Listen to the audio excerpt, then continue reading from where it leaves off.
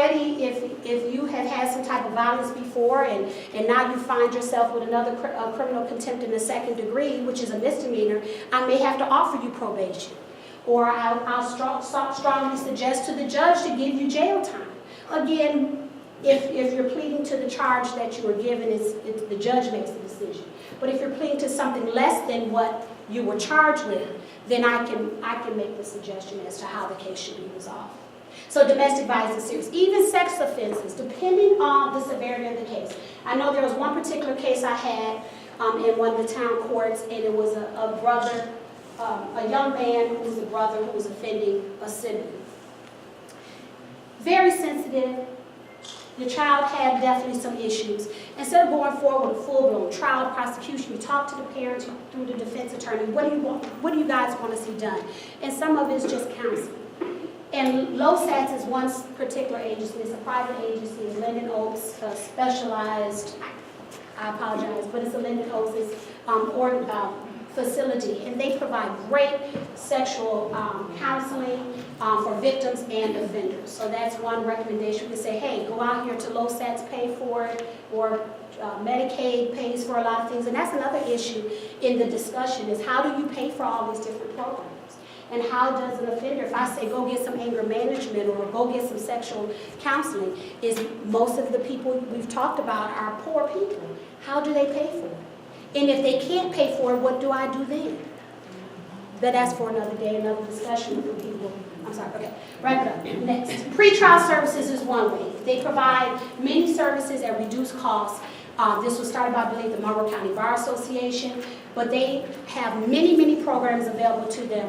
One is if you're charged with a DWI, first-time felony DWI, you can go through a program through pretrial services and you can diversion, your sentence can be reduced. Pretrial services has anger management classes, choices and changes. All of that could aid if you complete the program. It will aid in the reduction of your class, of your sentence. Education, the last one I believe is my last slide, is the Court to College program. The judge can order you to go to Court to College. Basically, you go to school right there in the courthouse, and you can get your GED. So those are, I believe that's it. Okay, last one. Driving offenses. We get a lot of folks with tickets. Cell phone tickets, that's huge. We don't always go forward, I know, but it's a diversion.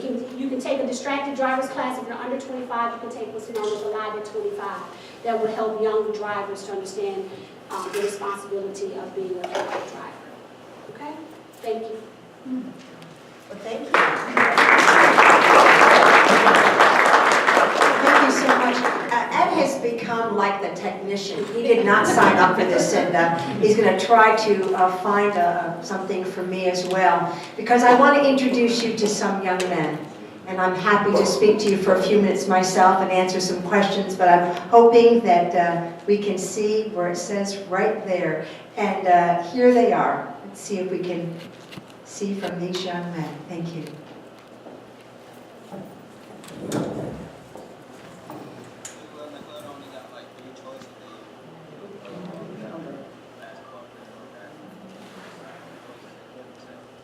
We didn't think about the sound. No sound. On the right hand side? So I can say that's why I'm cat with me finding myself as a young African male, it's hard. See if somebody will. There. Yeah, you got it right there, and then it should be that one right there. There you go. So many things pull you opposite ways of what you should be doing, so I can easily take the bad. I don't know. Hey, Elaine, Okay, let's try this. do you want me to start it over again? Sure, that would be great. We'll see if we can get Bobby from the top. Use the mic. Very clever. Where's the, If we can make it work. Thank you. He's worth listening to. Trust me. Try to If we can Do you know make where it the happen. I don't know. if we speakers can. are? best person that I can do.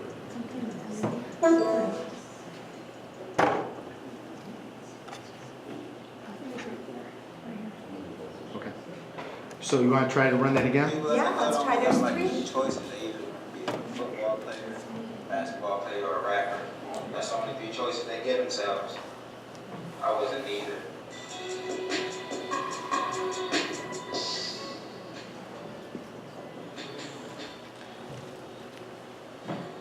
So I can say that's about the only challenge in me finding myself as a young African American male, you know. It's hard to do. So many, like,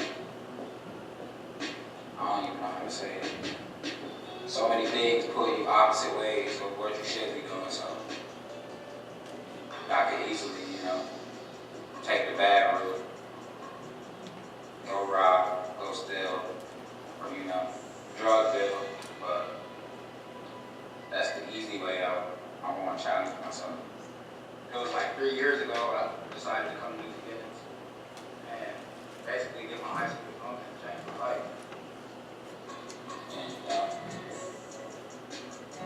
try to be the best person that I can be.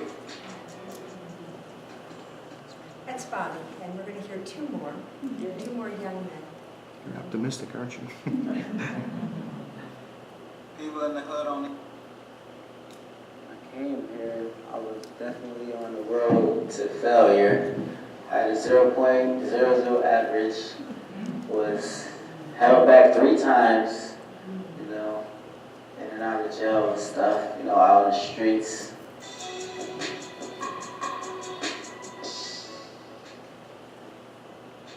After meeting Paul and Elaine and them, I really started deciding to think about changing my life and making it better for my future.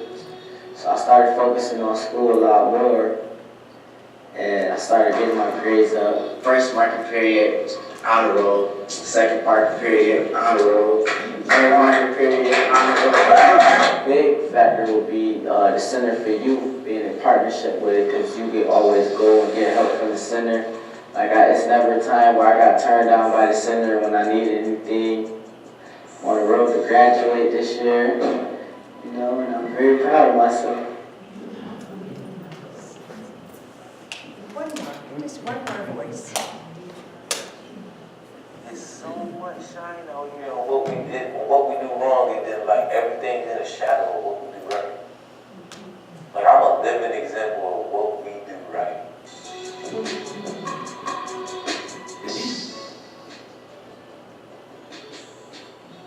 In that New Beginnings, like I got exposed to some of my talents that I forgot that I had. I feel like this was the last alternative for me to succeed and graduate.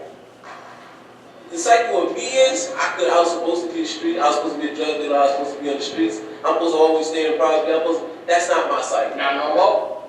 I'm the first to graduate from high school out of my immediate family. And I'm the only person that made it, so when I made it, it's like she made it, my sisters made it, it gave hope.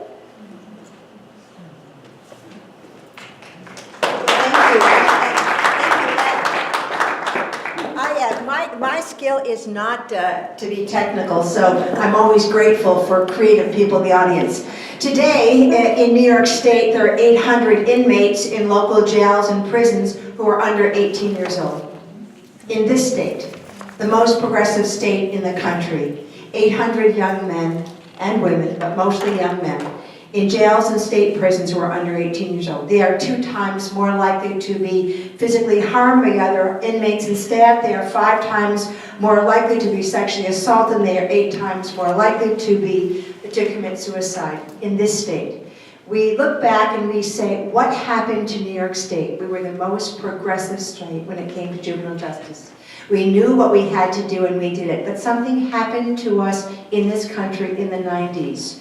And we know what happened. We remember reading about it and looking back. Some of us were in college or young married and remembered stories of these super predators. And what happened in this country was this. In the early 90s, we became afraid of our own children. And we called them super predators. And they were this phrase was coined by Princeton researchers who began to do a review of what would happen if the trajectory continued. And they decided that if we kept at this pace, But there were some very, very high profile, I'm looking at my friend the judge back there, very high profile cases that frightened everybody. So we decided the best thing we should do is to lock our children up, and we did that. And here in New York State, we continue to be one of only 2 states that treat 16 and 17-year-olds as adults for criminal responsibility. We are working hard, very, very hard to change it, and I want to tell you why. Because all that work, all that detention and incarceration and locking our boys and girls up under the age of 18 simply did not work.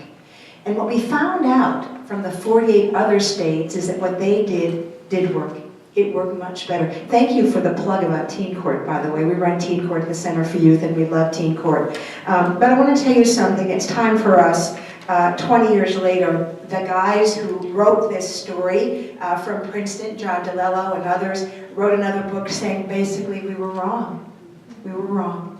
We thought that it would be, if we continue, I want to give you these numbers because this was 1995, and they said if this continues in this pace, these super predators, we would have an estimate of 270,000 young predators on the street. And so it started this public policy panic, and this panic really was become an epidemic. And we decided that the best thing to do was to put our kids away. Well, we found out later they were wrong, and they know they're wrong, and today in the United States, 10,000 children are housed in adult jails and prisons, and nearly 3,000 American children have been sentenced to die in prison. And you know, in New York State, the age, who knows what the age is of arrest in New York State? The lowest age?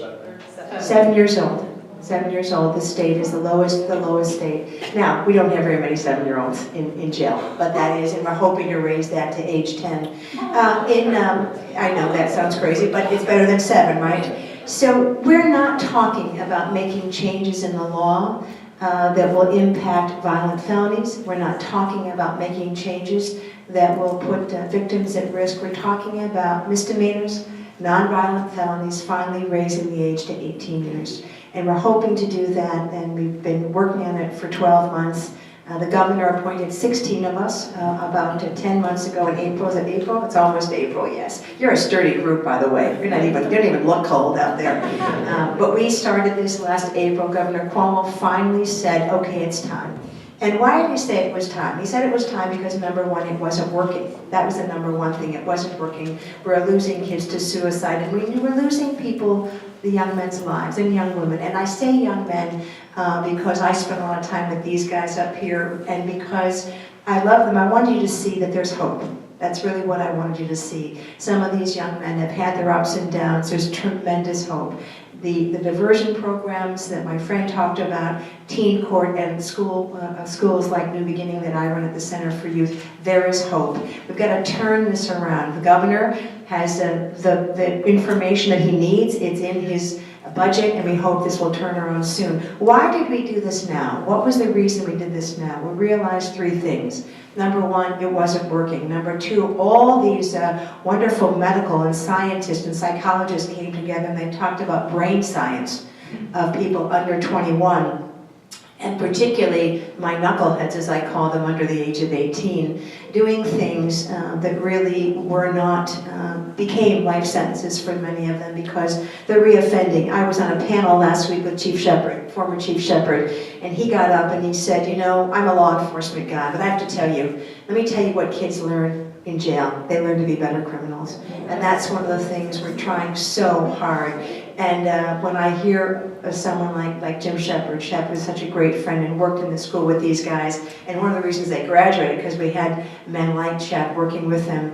And we also know that when we come right down to it, we do have a disproportionate number of men of color. We know that to be true, and we know that we just need to get over that for ourselves. Finally, we know that the statistics were clear that every other state, all the 48 other states who raised the age, who were looking at 18-year-olds for criminal adult responsibility, saw a decrease in crime.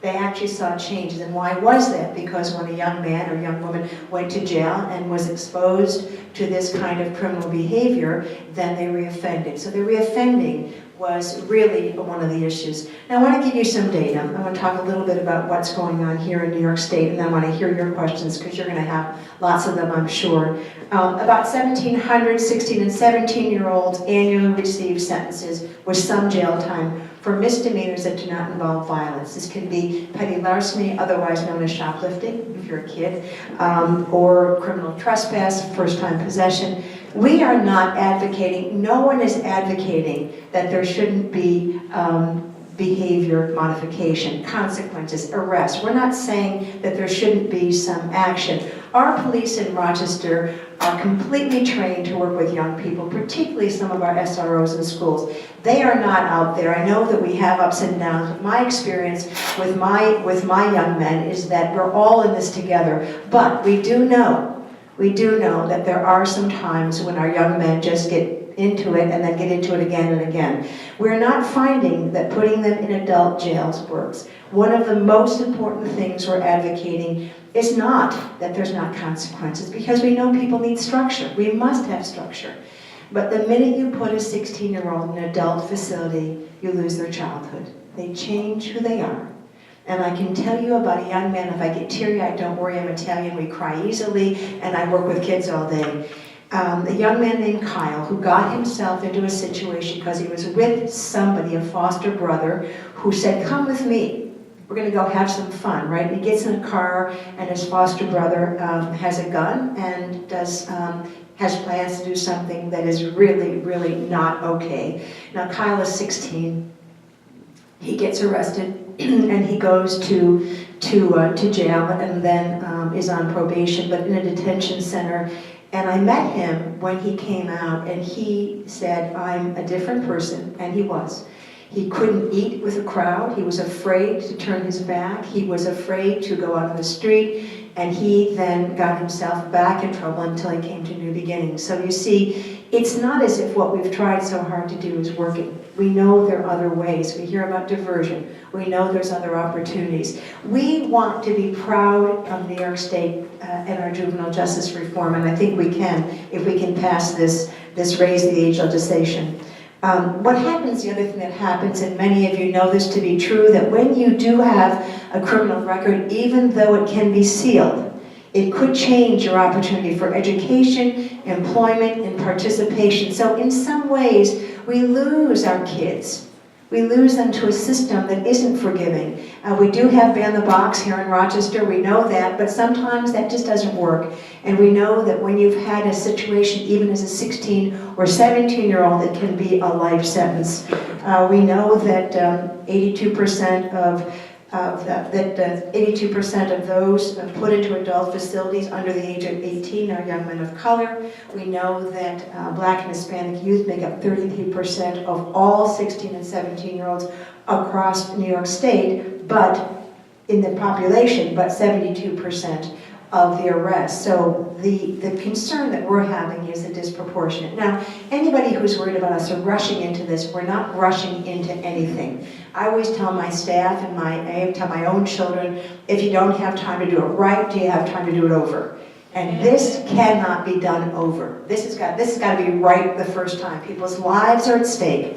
And so we're going to take until 2017 to raise the age to 17, 2018 to raise the age to 18. So we're not doing this overnight. We're going to be very, very careful about it. On the panel with me was the DA, Cyrus Vance Jr. from New York City, and Janet DeFiore, who was the DA from Westchester. And I have to tell you, they were representing law enforcement, and they represented the victims, and they did push back. And what we came up with now, I think, is a wonderful compromise. It's not perfect, but it tells us that no child will go into an adult facility. That's important.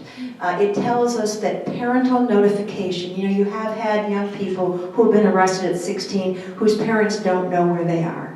And that's not intentional, it's just that things fall through a crack. We know that we're going to have the ability to have a videotape or to have adult present when kids are questioned. We know we're going to have better family engagement. You know, families are forever. And I work very, very hard. I run homeless shelters, but I work very hard not to vilify families. We don't hate parents. We don't hate families. Sometimes they fall apart, but the truth is that people love their children. They do the best they can, and sometimes they're just not able to.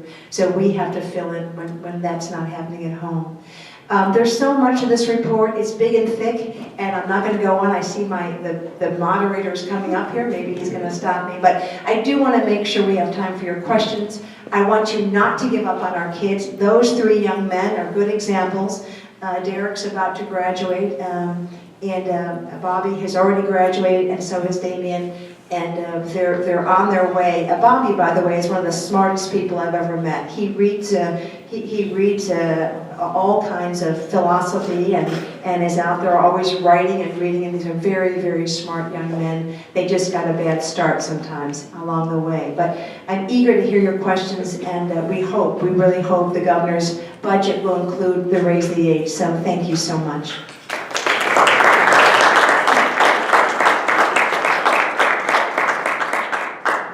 Thank you, Dr. Spall. I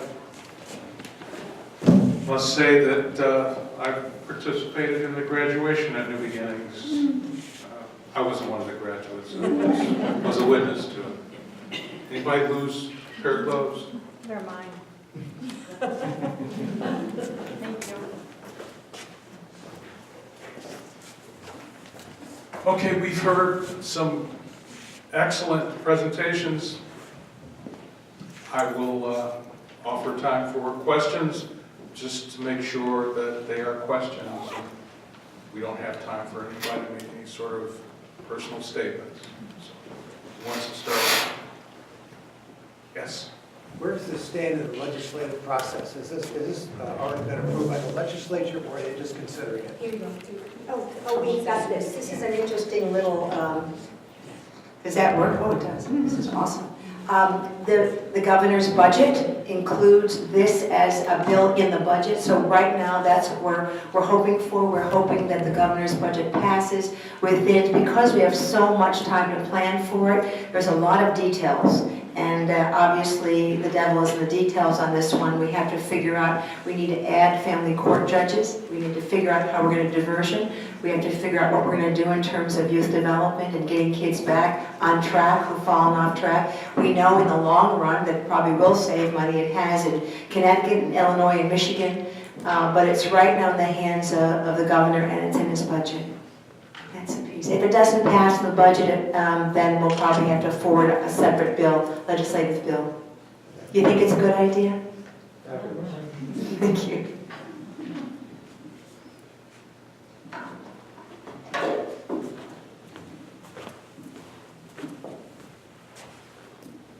Hi, this is for Johnny. This Raise the Age initiative, I think it's incredible myself. Is the Monroe County District Attorney's Office supportive of this initiative? That I can't speak to. That is a question for those who are in a different pay grade than I am. So unfortunately, I wish I could answer that question as to whether our office is in favor of it, but I can't. Sorry.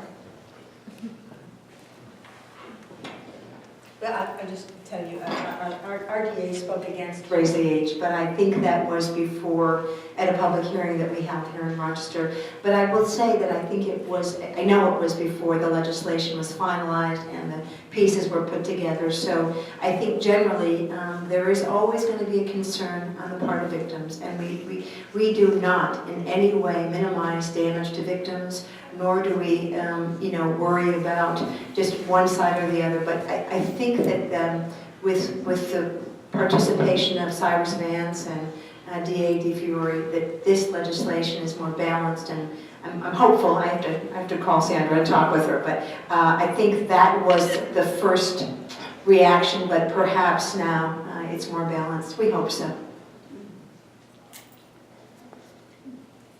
I want to say I've really enjoyed this presentation and this discussion, and I have two questions. Hope I can remember both of them. One, there seem to be a number of things that are supportive of young people who are nonviolent in terms of their offenses, but they're in the system already. I'm wondering if there has also been some thought to supports that are prior to getting into the problem. So some kinds of things that could happen in the schools so that fights don't go straight to Ms. Curry's office, they go to some other supportive dynamic. And the other question that I have is for Ms. Curry. You mentioned that there are a number of things that tie your hands. Do you have suggestions in terms of laws or procedures that could be changed, that could be adjusted, that could be rearranged in some way so that your hands aren't tied in the same way that, if a child says, no, they don't want to do X, and it is a child saying, no, they don't want to do X, that you are able to be in a position so that it doesn't have to go straight to, your court system. You want to take the first question? Yeah, I'm happy to talk about the first question. We need to keep our kids in school, first of all. In 2005, there were 11,000 young people sent home out of school, suspended in our school district, 11,000. Now, we had some frequent flyers, so it wasn't 11,000 different kids, but it was probably 8,500 different young people, K, by the way, through 12, sent home out of school. When you're sent home out of school, nothing good happens. Believe me, nothing good happens. Some of our young people have been are arrested because they're out, they're on the streets. So there are new initiatives, and we run about 23 different schools at the Center for Youth. Alternative to out-of-school suspension, keep them in. One of these stories I heard was from the principal of School 45 over on Clifford, and she was wonderful, and she said she had to turn this around because there were 4th and 5th graders who were driving around on their bicycle and waving, right? So they were not being punished at all. But when they came back, what had happened to put them out of school didn't really change. And so one of the things we've got to do is keep our kids in school. Also, we've seen a great decrease in arrests in school. I don't know if we have numbers on that, but we have seen, I don't know if you've got information, we've seen a decrease in arrests in school. And a lot of it has to do with who the SRO is, who the principal is. We know we're still seeing way too many, but we are working very, very hard. I mean, that's one thing you mentioned. You actually are seeing kids come to you because they have somebody shoved somebody in the hallway. We've got to keep our kids in school. It's the safest place for them. They need to be in school. So I'm with you on that. Prevention is the key to this. Thank you. Before I turn it over to Shani, there's a report that came out in June. It's called the School Discipline Consensus Report. This is by the National Council on Governments. And the upshot of that was that it was a rebuke of the zero tolerance that was taking place in school districts, and the fact that zero tolerance not only was ineffective, but it was increasing the propensity of children to become suspended more frequently, and once they were suspended, the likelihood that they would drop out of school increased significantly, as would their entry into the criminal justice system. It followed the pathway through that. So I know that the Rochester City School District, in collaboration with a number of entities, and I know Partners in Restorative Initiatives is also involved in working with schools to look at the possibility of changing school discipline policies to be less punitive and to perhaps reflect a more problem-solving approach to take towards these kinds of issues.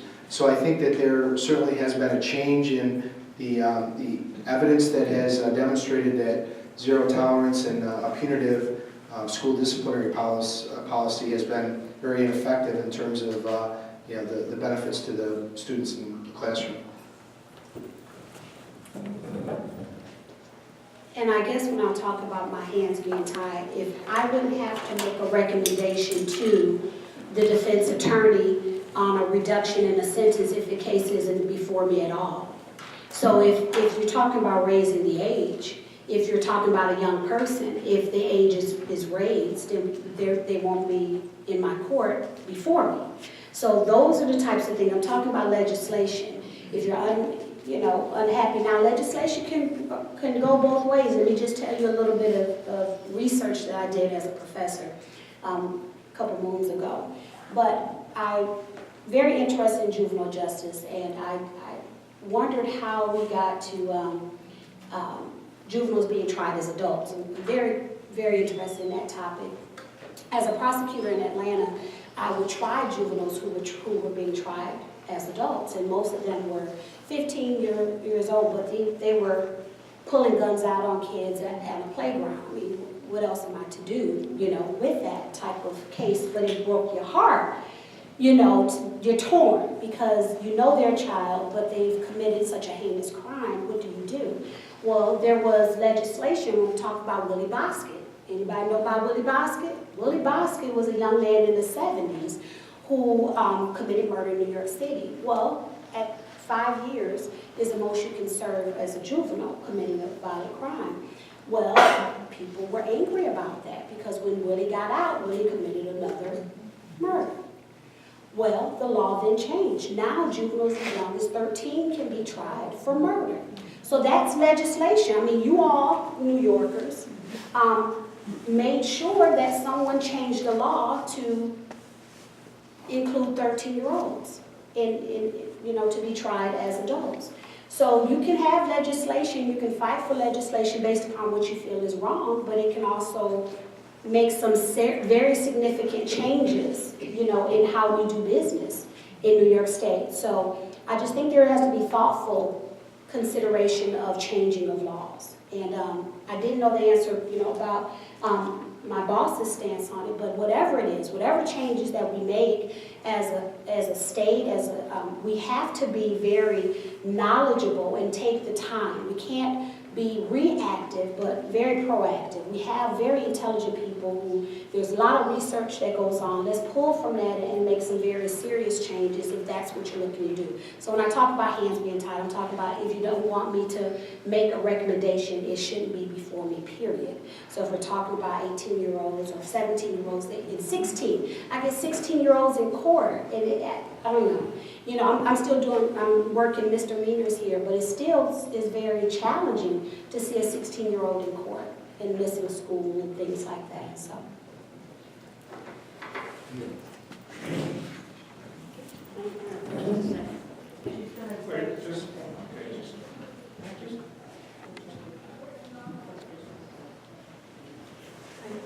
The League of Women Voters has a book group, and last week we discussed the new Jim Crow.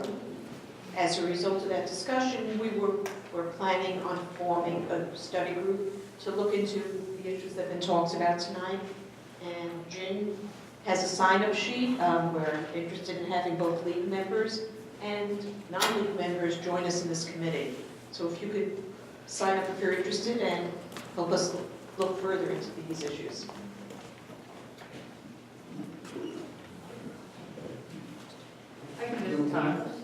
Where does the financial incentive lie to, we know that it's gone up, but we know that things change as a result of money too. In the healthcare system, hospitals don't get